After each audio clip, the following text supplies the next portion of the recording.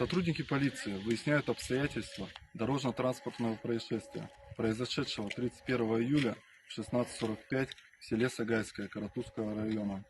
По предварительной информации, 17-летний подросток, управляя мотоциклом «Урал» с боковым прицепом, двигаясь по улице Советская, не справился с управлением, в результате чего допустил опрокидывание мотоцикла на проезжей части дороги.